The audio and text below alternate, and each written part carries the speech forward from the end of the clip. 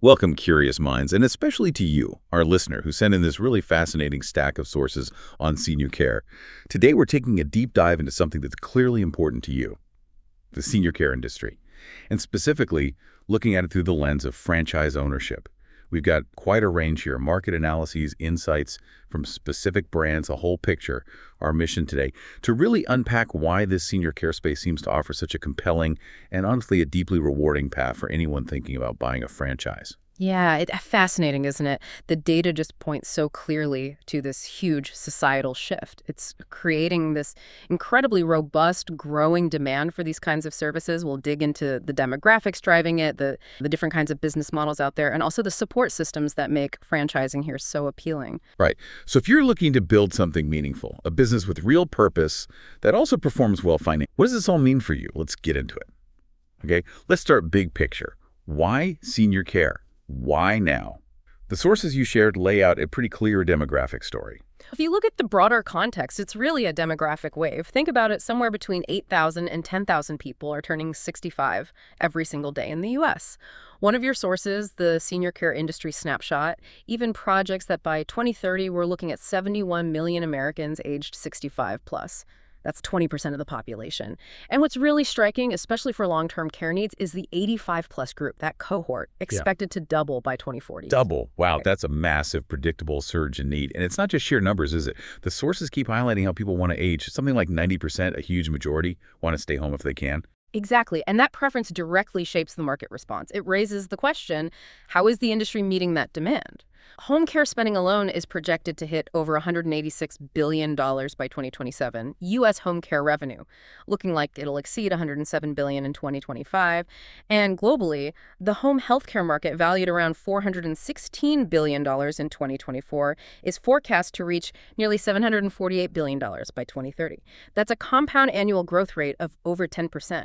Steady, strong growth. And zooming in on the franchise piece specifically, that segment is expected to practically double too, from about $65 billion in 2024 to almost $130 billion by 2033.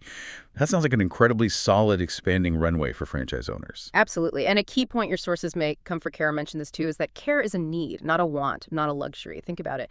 Demand stayed steady even through the 2008 recession, through COVID disruptions. People always need care. That makes the industry remarkably recession-resilient. It's just a more stable kind of investment compared to things tied to discretionary spending. Okay, so the market's clearly strong, growing, and stable. But if you're considering entering this space, what kind of businesses are we actually talking about? It seems like there's more variety than maybe people realize. Your sources showed quite a range. Yeah, that business model snapshot really breaks it down well. Lots of different ways to get involved. So the most common probably is non-medical home care. That's focused on hourly personal care, companionship, help around the house. That's where you see brands like ActiCare, Comfort Keepers, Bright Star Care, Home Helpers, Comfort Care. They're big players there.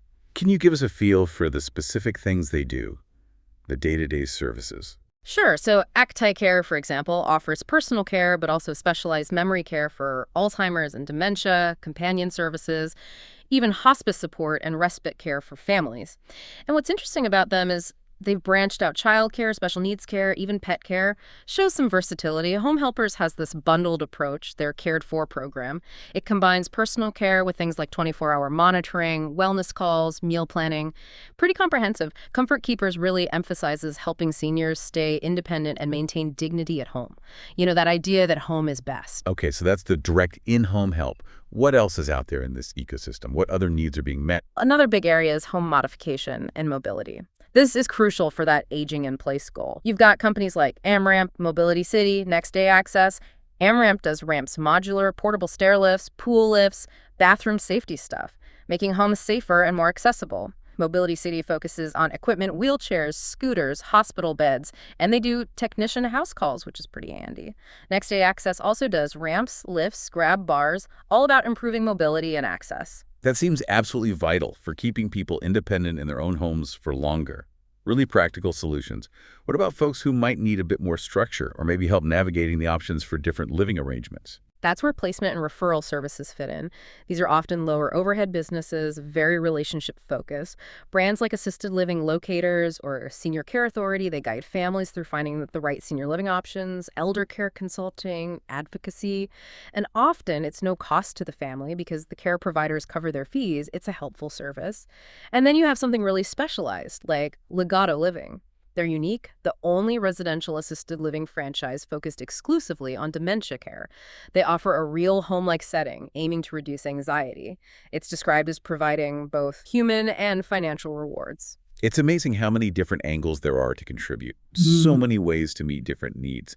And a point that came up repeatedly in the sources is that you don't necessarily need a healthcare background to succeed here. That's a really key takeaway, yeah. It opens the door for a lot of people. Qualicare, senior helpers, they stated outright, no medical background needed. They stress that these businesses are driven by people with a passion for making a difference. Home says something similar, helping compassionate people become owners. It's more about leadership, empathy, and wanting to build something meaningful. Which brings us to the how. Yeah. If you're drawn to this, what kind of support can you expect from these franchises and, of course, the financial side? It really sounds like you're getting more than just a brand name. You're getting a whole system. Exactly. That business model snapshot calls it proven playbooks that simplify compliance and marketing.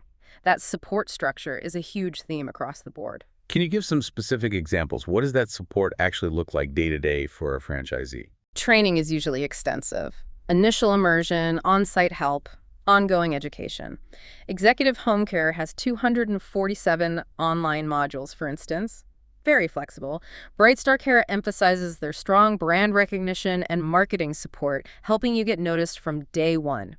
ActiCare offers detailed advertising and marketing help, like a step-by-step launch plan. And they even run a call center that takes inbound calls and sets appointments for their franchisees. Wow, they actually help generate leads and book appointments. That's a significant leg up. It really is a major advantage. And beyond marketing, they help with the operational nuts and bolts. Things like caregiver recruitment, which is huge in this field, navigating state licensing, which can be complex, and even getting set up to accept payments from diverse sources like Medicaid, the VA, long-term care insurance. That diversifies your revenue streams. Mobility City talks about their turnkey process, including training and national account setups to help generate income early on. Okay, the support sounds comprehensive. Let's talk bottom line. What are franchisees actually seeing in terms of financial success? That's always a critical question. It is, and the numbers reported are quite strong. The snapshot source mentioned mature locations often report between $1 million and $5 million in annual revenue. It also noted the median annual spend for a client leading full-time home health aid services is around $68,640.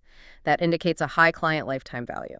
That's significant revenue potential. Yeah. Are there specific examples from the franchise brands themselves? Yes, quite a few. Brightstar Care reported their first locations averaged over $2.4 million in revenue in 2024. Their top quartile, over $4.6 million. $4.6 million for the top performers. Impressive. Definitely. Home Helpers Home Care cited an average unit volume near $1.9 million and, get this, 28 straight years of system revenue growth. Senior Helpers mentioned their average location hits over $1.4 million in gross annual revenue after about 5 years. And many also point out relatively low initial investments. Home Helpers was even noted by Entrepreneur as a top franchise for less than $100,000. Makes it quite accessible. So it's not just about getting in relatively affordably, but there's also very real potential for significant growth and scaling up. Precisely. Look at Amada Senior Care. They reported average growth billings over $1.2 million by the third year, with their 2024 average at $1.6 million. And Qualicare mentioned that 70% of their current franchisees own more than one territory. That speaks volumes about franchise satisfaction and the potential for reinvestment and expansion. Now, what strikes me reading through all this is that while the financials are compelling, there's this other layer that comes through so strongly in the sources, the personal fulfillment aspect. Yes, and that's maybe the most unique part of this industry. That snapshot really nailed it. High social impact dovetails with solid financial returns, doing well by doing good. It attracts people driven by more than just profit. And that sense of purpose isn't just a nice to have. It often translates into real business advantages, like better caregiver retention, which is crucial, and stronger client relationships built on trust. That drives referrals. It's a powerful differentiator. I remember that quote from Becky Torres, the Brightstar Care franchisee. She said something like, "You're making a difference every day, truly impacting people. We became an extension of their families. I can't think of anything more rewarding." That really captures it, doesn't it? It really does. Comfort Keepers talks about elevating the human spirit. They even partnered with Bradley Cooper on that caregiving documentary. It highlights the deep human connection. And Patty Walter from Right at Home said, I was looking for a purpose and I found it. It was an added bonus to become a business owner. It shows how that personal drive and business success can merge. It really sounds like you're not just running a business, you're becoming a vital part of people's support systems during really vulnerable times, providing comfort, dignity, Yeah. peace of mind. Exactly. AmRamp uses the phrase committed to your independence, safety, and dignity. Their whole find your forward idea is about empowerment. Legato Living describes owning their franchise as a profound experience, offering both human and financial rewards by serving that specific dementia care need in a really compassionate way. The rewards are deeply intertwined. Wrapping this all up, what does this mean for you, the listener, considering a franchise path? This deep dive really shows senior care is, well, it's lived than just a business opportunity. Yeah, connecting all the dots, you see a sector propelled by these undeniable demographic tailwinds. It offers so many different ways in home care, mobility, placement, specialized residential care. You get robust franchise support, a clear path to financial success, and maybe the biggest draw, that profound satisfaction of knowing you're truly making a difference in people's lives every day. It's genuinely a chance to build something that's recession-resistant, financially rewarding, system-supported, and deeply purpose-driven. It really embodies that idea of doing well by doing good, making it a uniquely strong contender if you're looking for a franchise that truly aligns with deeper values. So here's something for you to think about. With this massive ongoing demand for senior care stretching out for decades, how might your unique skills, your passion, your drive fit into an industry where every single service helps someone live with more comfort, more dignity, and helps them truly find your forward?